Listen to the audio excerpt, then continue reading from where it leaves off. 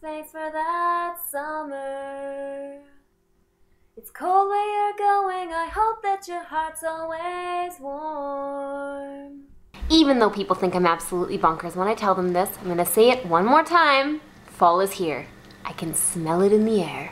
There's this new crisp, cool freshness to the air, which means that summer is on its way out. And I know that depresses a lot of people because the end of the summer is the end of the nice weather. The sun, the sunbathing, the beaches, the glorious times with your friends and families and the picnics and all of that awesome stuff. But what they don't realize is that autumn is the best season of the year. I'm not saying that summer isn't amazing, it totally is, and it gave me this awesome tan that I'm sporting, and the not so awesome tan lines. But there's just so much to love about fall. And I'm not biased because October has Halloween in it, and that's the most wonderful time of the year. Despite that people think it's Christmas time, it's actually Halloween time.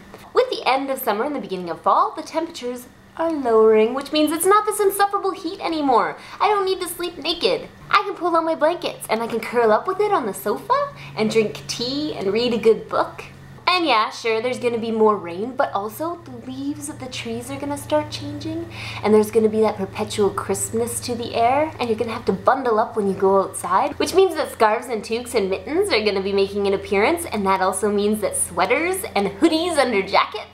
And when I take Oliver for a walk in the forest, there's gonna be the crunch of leaves underneath my feet. And with the lowering temperature, it means that fireplaces are gonna come on and there's going to be the smell of wood and burning in the air. And I really love that scent, that crisp, fresh, Halloween-y scent that just sparks the best time of the year for me. And I'm super stoked up on it, and of course Halloween has something to do with that because you get to dress up and you get to eat candy and you get to see kids going and roaming the street and doing things that kids are supposed to be doing instead of sitting in front of TVs and playing video games. You know what I like about holidays, especially Halloween? Kids are reverted back to how things used to be. You can't change that much from how things used to be when it comes to trick-or-treating. I mean, there's no advanced technology that can make things easier. The basics stay the same. You dress up, you go door to door, and you put your candy in a pillowcase.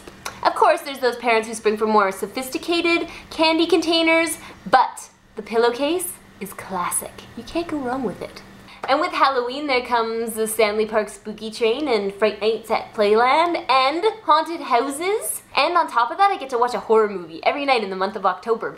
I can do that 365 days of the year, but people kind of start looking at you odd if all you watch is horror movies and that's all you talk about. October affords me the luxury of kind of yammering on about what I saw, because for 31 glorious days, people embrace zombies and vampires and werewolves and Frankenstein, and they celebrate it.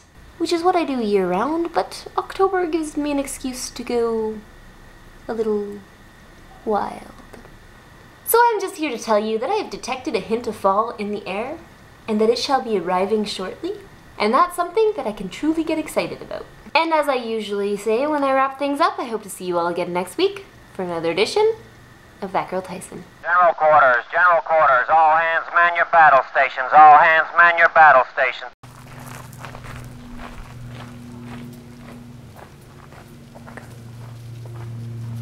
Good boy. Good boy.